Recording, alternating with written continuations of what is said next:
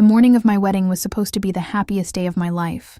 Instead, I spent it sitting alone on a cold wooden bench outside the ceremony hall, staring at the empty parking lot while my phone buzzed with messages. I didn't even have the strength to read. My fiancé was gone. My guests were gone.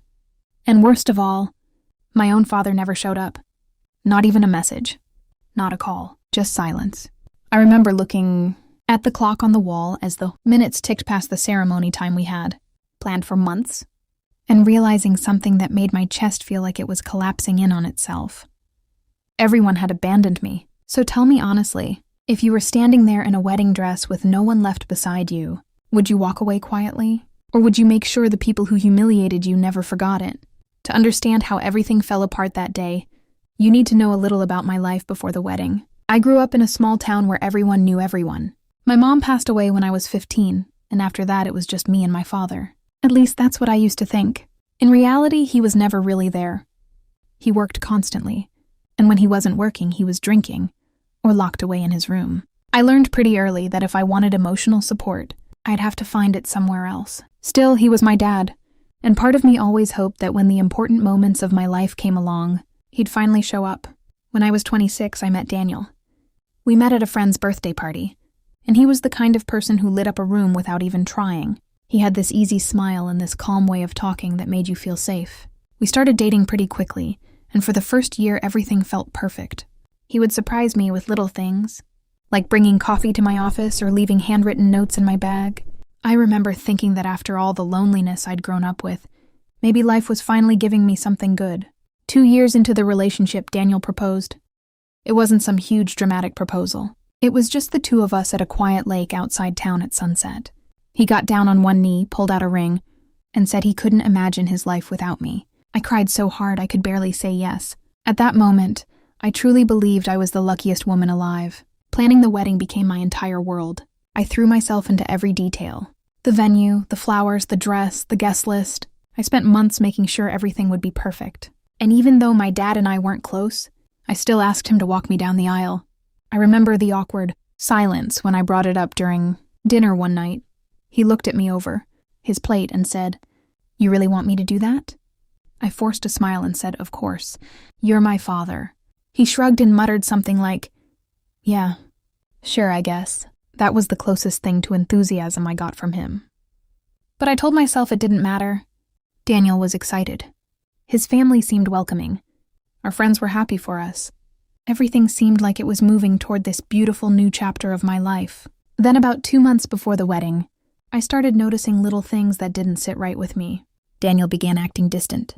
He was suddenly working late more often. Sometimes he would step outside to take phone calls and come back looking tense. Whenever I asked what was wrong, he'd just smile and say work was stressful. I wanted to believe him, so I did. Looking back now, I realize I ignored a lot of red flags. A few weeks before the wedding, my best friend Lisa pulled me aside after we finished tasting cakes at the bakery. She hesitated before speaking, which immediately made my stomach twist.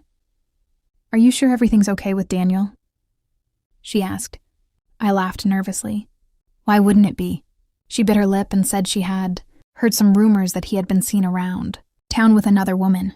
She said she didn't know if it was true, but she thought I deserved to know. I remember feeling this wave of anger rise up inside me, not at Daniel, but at her. I told her people love gossiping and that Daniel would never do something like that. She apologized, but I could tell she didn't believe my defense. That conversation stuck in my head, though.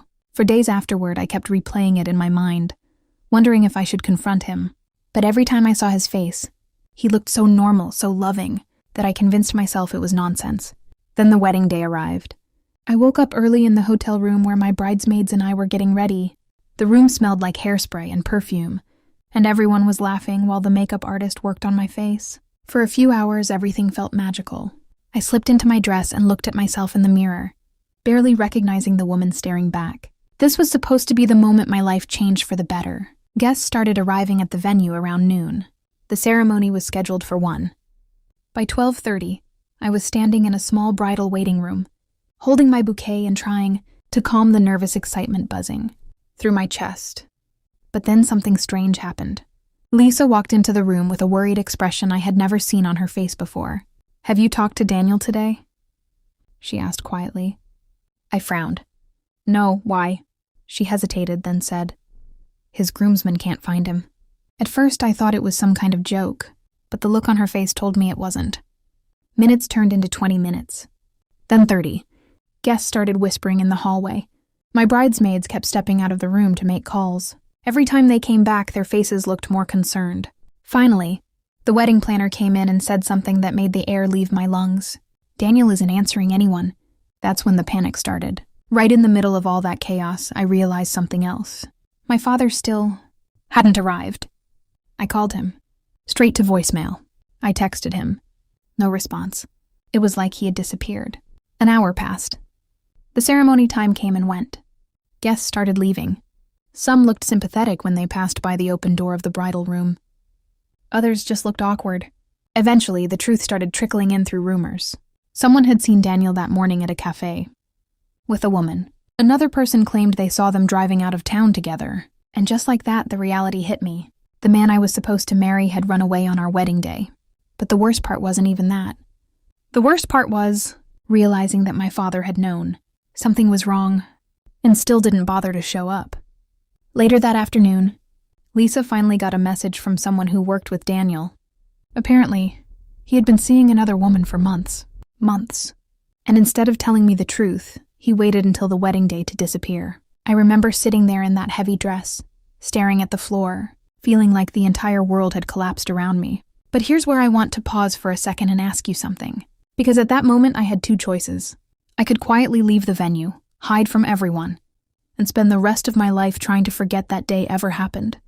Or I could make sure the people who humiliated me never forgot what they did. So if you were in my place, standing there abandoned in front of hundreds of guests, what would you have done? Would you walk away? Or would you do something unforgettable? Because what I did next changed everything. After about another hour of crying and shock, something inside me snapped. Not in a breakdown kind of way, but in a calm, cold way I had never felt before. I stood up, wiped my tears, and asked the wedding planner if the microphone for the ceremony was still set up. She looked confused but said yes. So I walked out into the main hall where about half the guests were still lingering, unsure whether to leave or stay. Everyone went silent when they saw me. There I was, standing in my wedding dress with mascara streaked down my face. I took the microphone and said, "Since my groom decided not to show up today, I guess I'll use this opportunity to tell you all something interesting." People shifted uncomfortably, but nobody left. Then I pulled out my phone. Over the past few weeks, I had saved screenshots of messages Daniel sent me about how much he loved me, how excited he was for the wedding, how he couldn't wait to spend his life with me. But that morning, after hearing the rumors, Lisa had done some digging. And she found something else. Photos.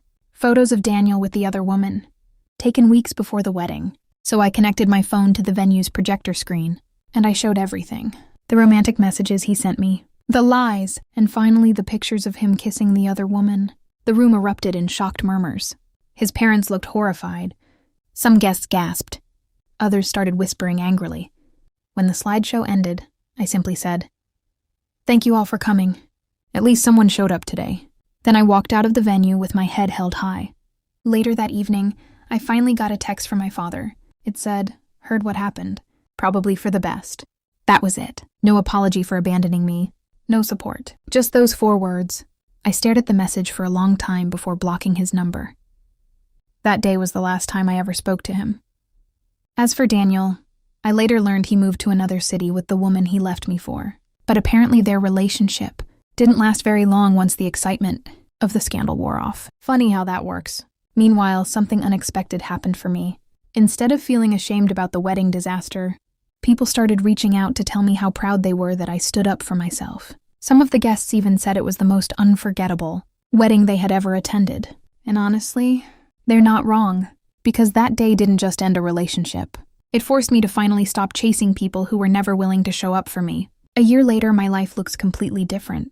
I moved to a new city, started a new job, and built a life that actually makes me happy. And the best part? I did it without any of the people who abandoned me that day. So if there's one thing I learned from the worst day of my life, it's this. Sometimes the people who leave you at your lowest moment are actually giving you the greatest gift possible, the chance to finally walk forward without them. If you think I did the right thing by exposing Daniel the way I did, go ahead and like this video And if you enjoy hearing wild, unbelievable stories like mine, make sure you subscribe because there are plenty more coming. But I'm really curious about one thing. After hearing everything that happened, do you think I went too far? Or would you have done the same thing in my position? Let me know your thoughts in the comments, because I read every single one. Thanks for listening to my story, and I'll see you all in the next one.